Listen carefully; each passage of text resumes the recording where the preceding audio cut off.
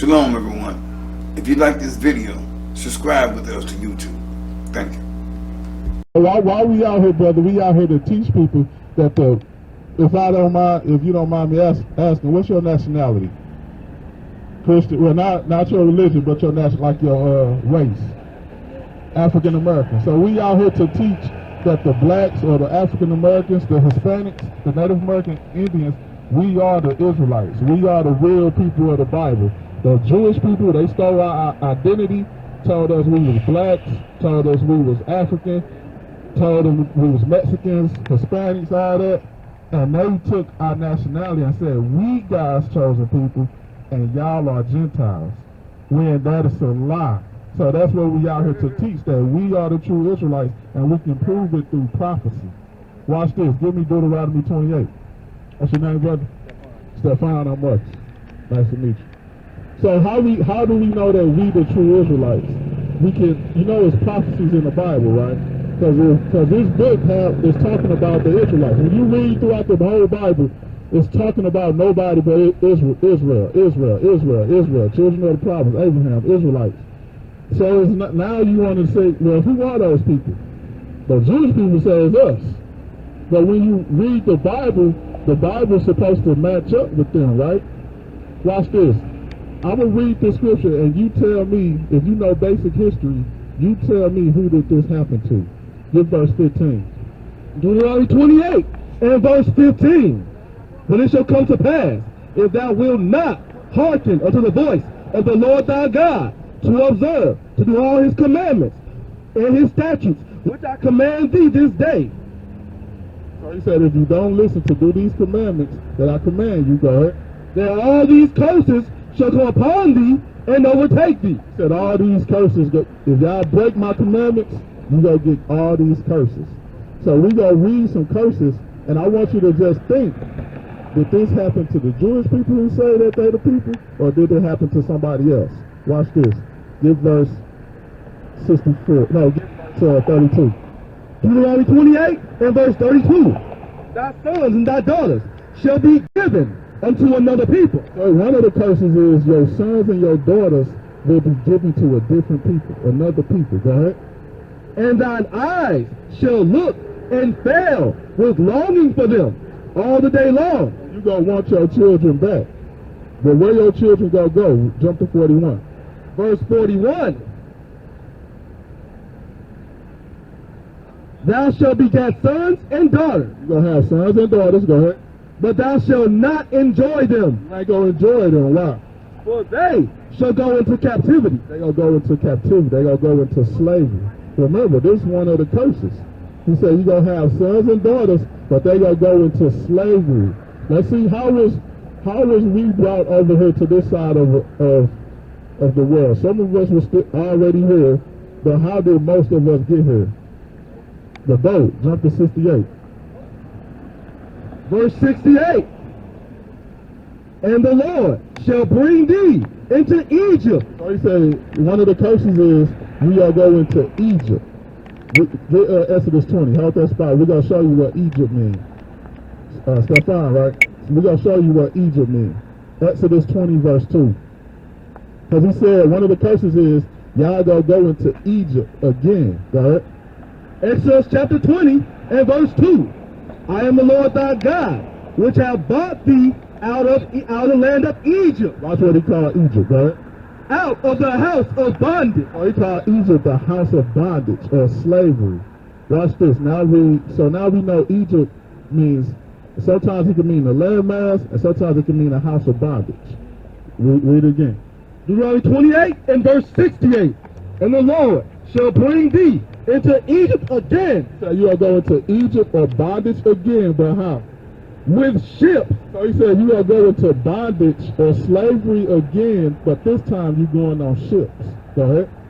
By the way, whereof I spake unto thee. He said, just how I'm speaking it to you, go ahead. Thou shalt see it no more again. And you ain't going to see your homeland no more again. This is one of the curses. You ain't going to see your homeland again. Go ahead. And there, when you get off those ships, ye shall be sold. You shall be what? Ye shall be sold. You going to be sold, go ahead, unto your enemies for bondmen and bond women. He said you're going to be sold for slave men and slave women. Now, step 5. Did that happen to the Jewish people? Yeah. The Jewish people. Did that ever happen to them? When I say Jewish people, you know what I'm talking about? The ones that were the you know what I'm talking about? When did they go on slavery on slave ships? It never heard of it. It never happened. It never happened. The only people that happened to was the blacks, the Hispanics, and the Native American Indians. Christopher Columbus took them, the so-called Indians, to Spain, a Spaniard. That's why they speak Spanish. Us, we was brought from Africa to this side. So when you line that up, now you see, okay, the book, this was saying it was going to happen before it happened. But now that you see that, what that tells us? That who we are. Who are we? We are Israelites. That's what we out here to prove. That's what we out here to prove. So now get Deuteronomy 10 and 12. So that's the first step. Because our identity was stolen from us. When your identity is stolen, guess what else you lose? You lose your holidays. You lose the way you serve God. You lose the type of food you eat. You lose your whole heritage. Now watch this, Deuteronomy 10 and 12. Deuteronomy chapter 10 and verse 12. And now, Israel. See the Bible talking to Israel. And now Israel, go ahead. What doth the Lord thy God require of thee? So now that we know that we Israelites, now there's a requirement for us. Go ahead. But to fear the Lord thy God, to walk in all his ways, and to love him, and to serve the Lord thy God with all thy heart and with all thy soul, to keep the commandments. So that's what it's about. We're supposed to keep the commandments. Give me 1 Corinthians 3. We're supposed to keep the commandments. So we got to read the commandments. Because I see you rolling up the spliff, little early morning spliff. Do you think that's a sin? Do you think there's a commandment against that? Yeah. For you it's a sin, or you saying for you? To smoke it is good, or to not smoke it is good? Okay, let's see this. 1 Corinthians 3 and 16. 1 Corinthians chapter 3 and verse 16. Know ye not that ye are the temple of God? So you believe that? Say we are the temple of God, right? Go ahead. And that the Spirit of God dwelleth in you. And the Spirit of God is supposed to dwell in us. That's how we are God's. You know what I'm saying? Watch this, go ahead. If any man defile the temple of God, him shall God destroy. You see that? It say, if any man defile the temple of God, him shall God destroy. Now, do you think you defiling your temple by smoking that? Why you say no? Huh? It help. Ooh, that's a good answer, because that's a truthful, that's an honest answer. So let me ask you this. There's so many ways I want to go with that, but I'm going to start here. I'm going to start with basic. Is smoke supposed to be in our lungs? Right. The only thing that's supposed to go in our lungs is what? Is air. When you put smoking in your lungs, you doing what? Destroying your what? The smoke period. You damaging. That's why you cough. I was born with asthma and it's weird because I smoke and I ain't got asthma. And you ain't got asthma no more. Watch this. Give me Ciroc 5. Give me Ciroc 5. So you say, so let me ask you this. Do you know anybody that died of cancer? And did you like see them go through the process? Do you know that we can see our loved ones die from cancer, right? And those cigarillos that you putting it in, it tells us cause cancer. Even cigarettes, those cigarillos, it say on the thing, cause cancer. You know we messed up when we can see somebody, our loved ones, go through cancer, and we do the same thing. Because guess what? A lot of times our people go through, they was young at a point. And when you young, that's when we turn up our body. And then we try to reverse it when we get older. But for a lot of people, it's too late. Remember, the scriptures say, if anyone destroy the temple of God, him shall God destroy. He's destroying us with what? Diseases. Watch this. Get Sirach 5 and 2. Because you said that you've been smoking and you've been getting better. Watch this. The book of Sirach, chapter 5, and verse 2. Follow not thine own mind and thy strength to walk in the ways of thy heart. I said, don't walk in the ways of your heart. Go ahead. Verse 3. And say not. And say not. Go ahead. Who shall control me for my works? Said, who gonna control me for what I do? Go ahead. For the Lord will surely revenge thy pride. Go ahead. Say not, I have sinned. He said, say not, I have sinned. You said, I've been smoking for a long time. Go ahead. And what harm hath happened unto me? Say, we ain't supposed to think like that. We ain't supposed to think, look, I've been sinning this long, and what harm has happened to me? Go ahead. For the Lord is long-suffering. What's long-suffering, Stefan? What's long-suffering? Endurance, patience. He said, the Lord is patience with us. Go ahead. He will in no wise let thee go. But he ain't going to let you go if you don't stop.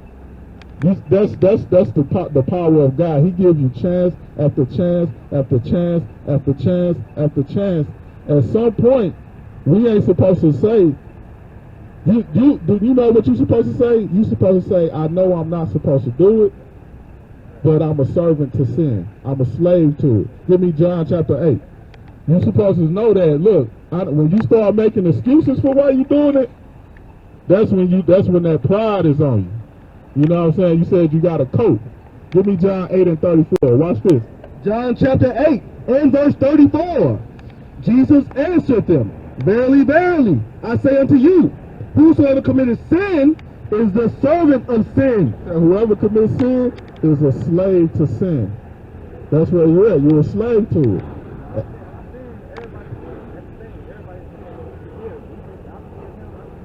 How do you get forgiveness, though? I'm saying, how do you get forgiveness? Can you forgive somebody? Let's say somebody do you wrong, right? They do a certain thing, and they say, I'm sorry, right? Do you forgive them even if they keep doing the same thing to you? They ain't gonna be able to because I forgive God. God forgives more, right? If I forgive them and I don't want it to happen to me, I'm gonna give it to them. I'm not gonna keep letting it happen to me. God gives me the wisdom to do that. God's the only one to give me wisdom to do that. That's a good answer. Watch this. Give me Isaiah 59. So you're saying you basically don't allow them because you separate yourself from them. Right, But you forgive them, but you separate from them, right? Watch this. 59 verse 2. Isaiah 59 and verse 2. But in your iniquities have separated between you and your God. That's what God do to us. He separate from us. He said, your iniquities, read it again. But your iniquities have separated between you and your God. The same, what you just said is how God treat us. Give me John 9. God say, oh, you gonna keep doing it? I'm just gonna leave you alone. That means you're not protected. Give me John 9 and 31. John chapter 9 and verse 31. Now we know that God heareth not sinners. That's how he separate from you. He ain't dealing with you. He not hearing you. Go ahead, read that again. Now we know that God heareth not sinners, but if any man be a worshiper of God and doeth his will, him he heareth. That's who you hear, the ones that's doing his will. But he ain't dealing with the sinners. He don't, give me Hosea 5. He don't deal with us no more because he do the same thing what you just said. We got the same, we can't treat God like, God is no punk. He's the number one killer. He's the one that's killing everybody. So we can't think that we can just do anything and God go forgive us. That's not a good father. Was your father do that? Or do you got kids? So, but if you had kids, if you give your children rules and they continue to break them, what you gonna do? You gonna chastise them. You gonna start a ride. You gonna spank them. That's what God do. He don't just say, "Oh, my son, I know you have a problem." No, He goes. The reason why we go through stuff, the reason why you have to use that to cope, is because you keep sinning. You don't have to. Well, that's what you said. You use it for to cope. Hosea 5:15. Hosea chapter 5 and verse 15. I will go and return to my place. Remember he said, I said he separate from us. He said, I'm going to go return to my place. Go ahead. Till they acknowledge their offense. You see that? He said he going to return to his place till they acknowledge their offense. Go ahead. And seek my face. In their affliction. In our affliction, in our troubles. Go ahead. They will seek me early. Because we only look for God when we need him.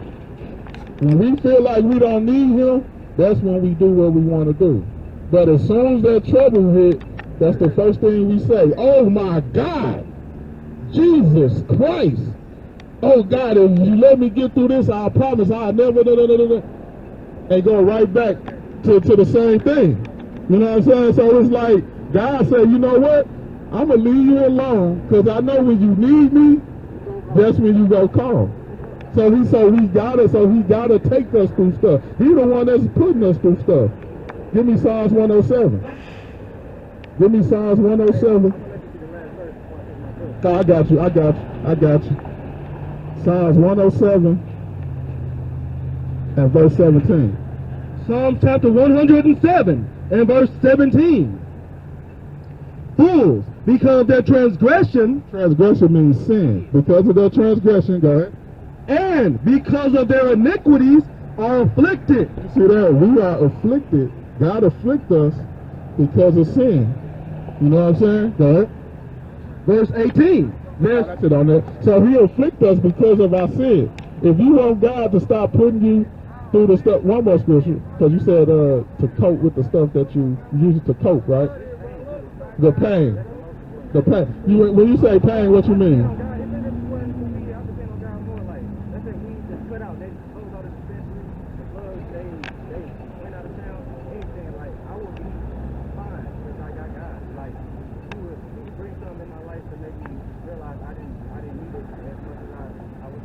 Right.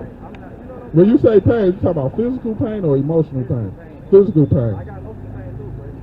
Physical pain. Give me that. Now that's where you hit it. That's where you hit it on the medicines of the earth. So right, you know what I'm talking about?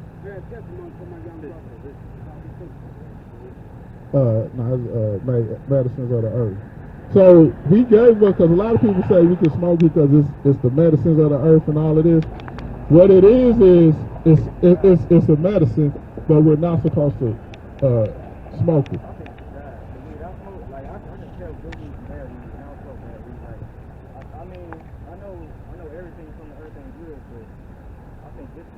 But what I'm saying, brother, is you're not supposed to smoke it. It can be what's called edibles.